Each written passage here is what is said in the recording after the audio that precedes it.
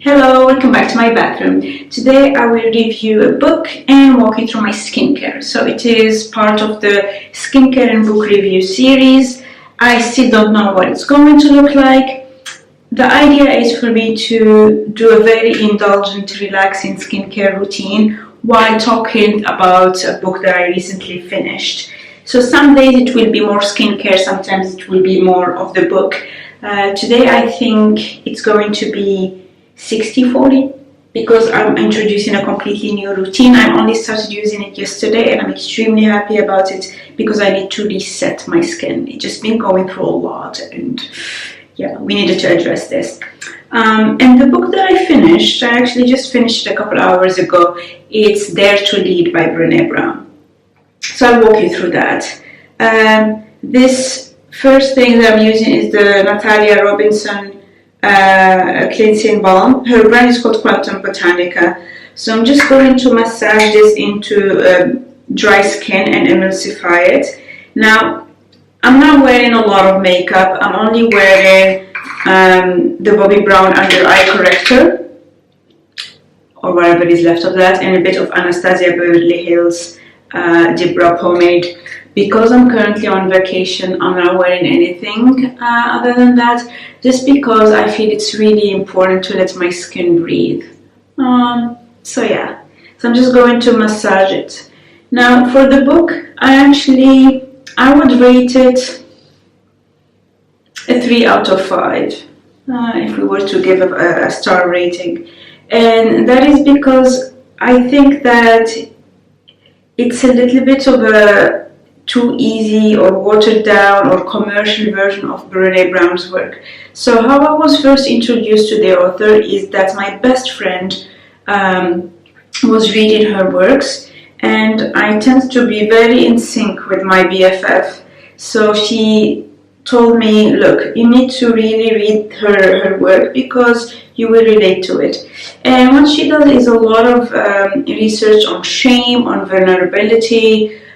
She has done Daring Greatly, what else? The Gifts of Imperfection. So she does have quite a few books that I think individually were really good, and I have read a few of them. This one just felt like a bit of a shortcut. So in the other books, I did feel that there was a lot more of the storytelling. There was a lot of the research and telling you how do you feel, what happens when you get in a shameful situation, how do you deal with embarrassment, what it is like to actually be more open-hearted, and all of these kind of things. For Dare to Lead, I understand that her audience was people who were more in the corporate world, and it did feel like those businessy books that you want to pick at the airport. And so you needed to cram a lot of things. I think she had a lot of name dropping in that she kept using Melinda Gates and these kind of people to almost say, yes, I have credibility, and a lot of these big companies and organizations have been using me. So in a way it did feel a bit too much like a commercial tool for corporations to want to buy her the training program that she does. It kind of felt like the 7 Habits of Highly Effective People when they're trying to push their training seminars on you. That's what it felt like. So that's why I think I rated it 3 stars. The other reason is that I felt that it rehashed a lot of the stuff that she did before. It's just that she, as I said, she packaged it for the corporate world. So I did not really learn much. Now with this said, I'm going to share with you what are the maybe 5 or 6 things that I took from the book. In this series that I'm doing about skincare and books, there wouldn't be any spoilers or anything like that because I don't do fiction, I don't do sci-fi, I don't do rom-coms, so there's nothing to spoil. This is a mitt from Sarah Chapman, and I've only wet it with warm water and just wipe in the balm. Anyway, so if we go to the lessons that I got from the book, I think I didn't learn anything new, but the key takeaways were, one, you always need a place where you don't need your armor. So it's almost knowing what is your tribe.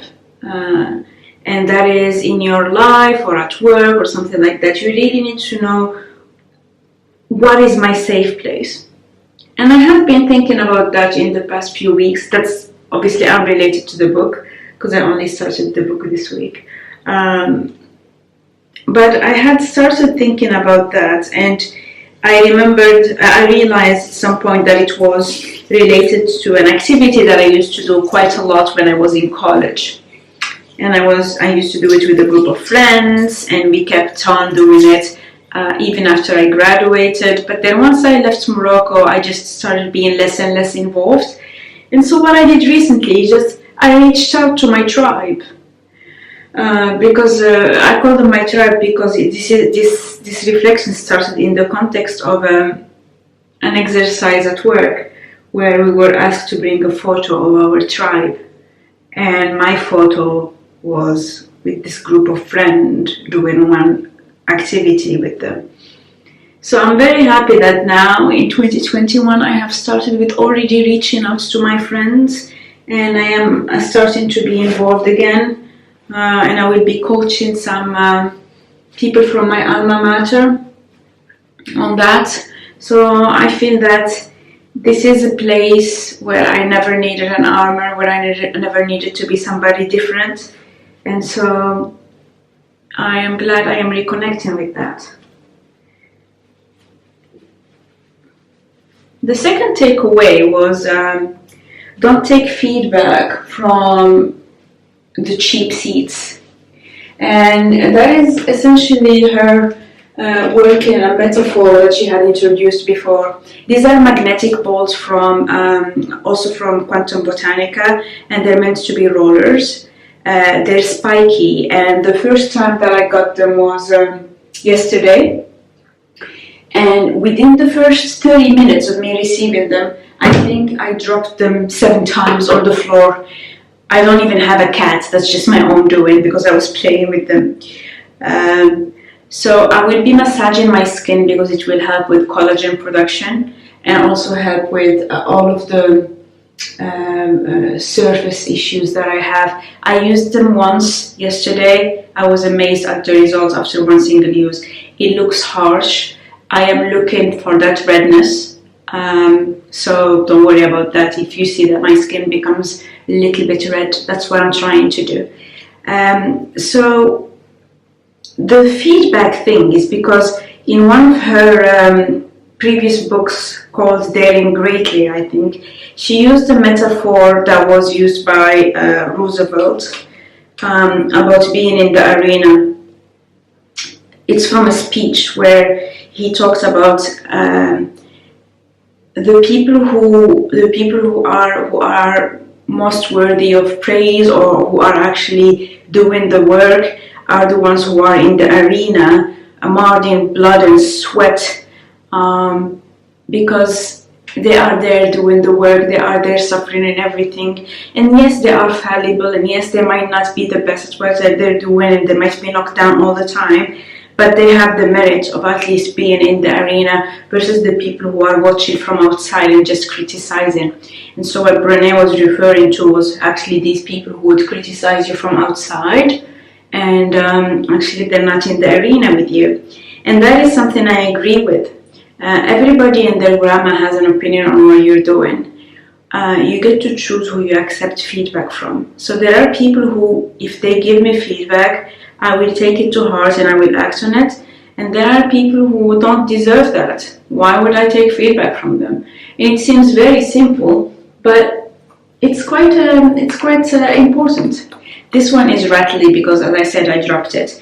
I find, because I have not much coordination, that it's easier to just use one ball and go over it. I can already feel my skin getting softer, and that's because of the little aggression that it's getting. So it's reacting. So yeah, for me, that's always been a rule of mine. I can be very vulnerable, but with only a handful of people who are the few privileged, right? So with me, there is no vulnerability without boundaries. That's something definitely that I enforce. That's why only few people get to know a lot about my personal life. This part, I don't have fat or much flesh, so it kind of feels bony and it hurts, so I don't do much of it in here. I just go very quickly.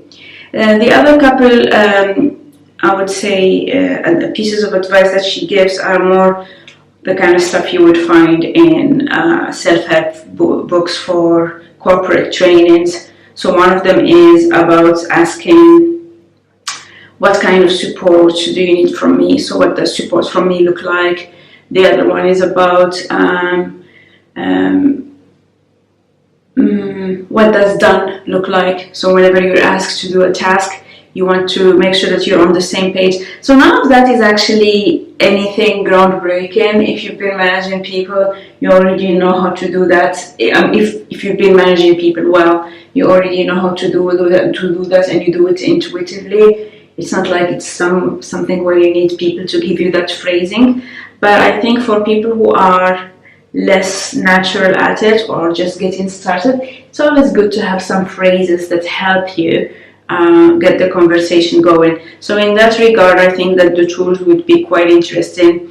I think she has a website, probably called the same, Dare to Lead. And in that website, you will have some cheat sheets, you will have some material. Obviously, you will have a lot of stuff for probably doing the corporate trainings and using people who are trained by her. But I didn't go and see the website, but I think it might be worth having a look if she has some cheat sheets and things like that, some nice frameworks for people who did not have any corporate training on that. But I think it was a bit light, although sometimes you just need the pragmatic stuff. So now I have all of that. I feel actually the blood flow, and I really like it. I especially like it along my jawline. It's quite enjoyable. I'm gonna just going to put on the Veleda Skin Food. Normally I don't do that, but I went for a long walk for an hour, and it was freezing. I now actually have a migraine around here. I took the medicine, so I should be fine. My ears are actually painful, and my lips too.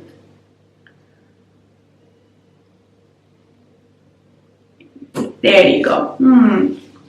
So now I'm going to use the Quantum Botanica Clarifying Serum, and this is to help my skin with the congestion. That's something I have had for quite a bit now. Then she had a few of the usual stories she uses. I think at some point, because I have gone through a lot of her books, I think the kind of examples are a bit predictable, and they always depict her husband as perfect, like having the perfect response, or they depict her as actually being vulnerable with her seam, and it ends up well, etc., etc. So I kind of like, yeah, it's convenient. I just, sometimes I like examples to be a bit more messy. Sometimes I like things to just feel a bit more real and less edited, but that's just me. So one thing I really liked that she said, and again, nothing new, was that empathy is about relating to the emotion, not necessarily the situation. Because that's sometimes somewhere where people struggle, because they're like, yeah, I haven't been in the same situation, so I don't really know what is happening. You don't need to have been in the same situation, but you can relate to the underlying emotion. So it can be grief, it can be frustration, it can be anger, even if what triggered it is completely different. So yeah, nothing. I think if you were to buy books from Brené Brown, buy some of her earlier books before she had the pressure to churn out a book every 2 years, because I just think that her earlier work was quite.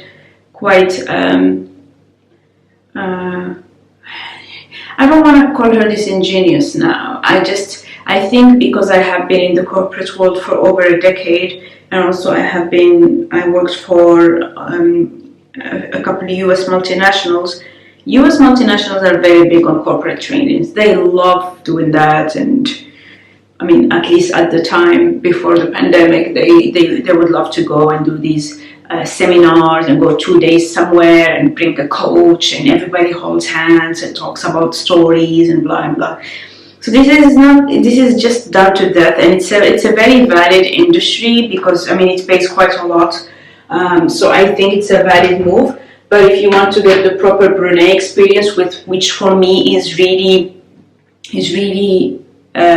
worth going through, go through some of her earlier works, like Daring Greatly. I think Daring Greatly would probably be her best work. So you read that instead. So that's my view on the book. What am I going to read next? There is a short book. It's called Unfront Your Brain. I just didn't say the word because I don't want to get censored in YouTube, but I might actually read that. I might also just read something that is, I have Sapiens, which I had started reading, but then I had started reading it in the middle of my very difficult project, so I actually will need to start over because I was in a zombie state at that time. So I might read that. It's quite a thick book. And do you guys actually read 2 books at a time? I don't know how I feel about that. How would you feel about starting a book and then having another book just in case you don't feel like it? Might be something interesting because then I would have one as an audiobook and one as a physical book. I will think about it. What I just applied now is Medicate White Balance Brightening Serum with Oxy-R and Vitamin C. So this is for pigmentation because, as I said, because I had all of these issues with my skin. I had all these dark spots, and that's the thing is that I am also a bit lazy. Since I did that makeup declutter, I have enjoyed makeup even more, but in a different way. And so I have been using a lot of eye makeup, the signature lip color, which is MAC Marrakesh. But then for the skin, not really much foundation. Like I sometimes would use a bit of a primer if I feel that my skin looks really bad and I have tons and tons and tons of meetings. But I haven't used foundation a lot in the past few months. I think I've used it 4 times, including one day where I had 9 hours of meetings. That was insane. Yeah. I think I'm not going to continue using this after I finish this bottle and the other one, just because I think it is working. But as I focus on my most pressing skin issue, I think my most pressing skin issue is just how it feels, the texture of it. That's why I think I'd rather focus on my rolling and all of that stuff. And then the hyperpigmentation is something that I've always had, and it will eventually disappear by itself. So now at this point I have applied my important skincare, and I've been blabbering on, of course, because I wanted to do this in one setting. Normally I take even more time because I would go and make some tea, and then I would have dinner. So whenever I apply these layers, they don't typically go one after the other, just because I take my time. Skincare for me is really an indulgence, and my winding down at the end of the day is a whole process because I have very long days. Now I have retinol 0.5% in squalane. This is by the Ordinary. That is the part that is meant to pull all the gunk out of my skin, essentially. I had started with a very, very, very low dose. I think it was the 0.1%. Now, and I finished it. Now I'm on the 0.5% and I'm halfway through. And when I finish it, I will finally move to the 1%. People go up to 3% typically, but I am a very slow person when it comes to doing everything, and I don't like to rush. So I decided to start the slowest possible way. It might be done that in a year or so I move to the 3%, but for now I'm just going baby steps when it comes to retinol. I'm still at the 0.5%. A lot of people start at the 1%. I don't even have sensitive skin, it's more my way of doing things. While I am on a skincare kick, I'm thinking I want to buy mainstream products. They are eye-wateringly expensive. So the Blue Cocoon, which uses blue tansy that she gets from Morocco, like everybody else, is actually $180 for a pot. But it looks like, I've been looking at reviews and some people use it for a year and a half. So it definitely lasts quite a long time, and there are just rave reviews about it. Like, I haven't seen bad reviews. Everybody just talks about it so well. And having now used Natalia's products yesterday and today, I immediately saw the difference, and then that just reignited my love for skincare. I just felt, it's been ages I did not feel this excitement. So I'm thinking of buying the Blue Cocoon from mainstream. I'm also thinking of buying her problem solver mask, which is a heating mask that has a clay, has I think cayenne pepper and all of that. I will not do it now. I will do it in March because it's my birthday. That would be my treat then, and also by then I would have probably finished a couple skincare products. I did a declutter of my bathroom before. You would have seen it in one of my earlier videos. So I feel like I can actually have the same effect I had in my makeup, because once I decluttered my makeup and removed everything that was expired, I enjoyed using my products even more. But I also just started finishing my products just more sensibly. And I know that I'm not using more of the products, I'm just enjoying them. And so I don't have to use an average product if I don't like it just because I need to. So I cannot wait until March, and then I will buy that. I don't know what book I would be reading by then. Might revisit Tolstoy. I am going to add just a couple drops of 100% cold pressed virgin marula oil by the Ordinary. It's a very nourishing oil. So before I used to use the squalane, also from the Ordinary, and I finished it. And so I did not repurchase that because I'm trying to go through what I have in my cupboard. And I just feel that this marula oil is quite moisturizing. I need all the help I can get. It's extremely cold. The other day they were saying that we had the coldest Christmas in ages. So, yeah. I just feel that my skin, between the heating indoors and now that my physiotherapist mandated that I do my daily walks in the cold, I just feel like my skin cannot catch a break. So this is my face with oil.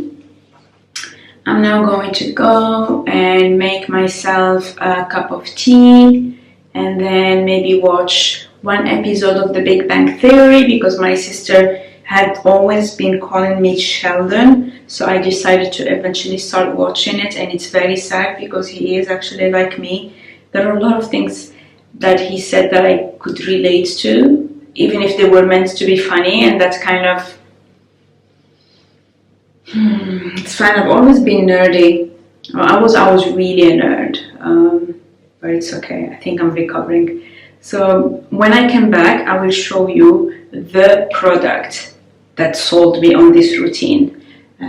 You can see it's very slow. It's very easygoing, and you can imagine in the proper rhythm of me eating and then coming back and then checking a couple emails and then coming back. That's how I end my day. and I feel like it's almost you're taking off layers and layers and layers. So I'll do that and I'll see you in a bit. See ya. I'm back. I put you on a very high zoom because I want you to see all the different zits that I have.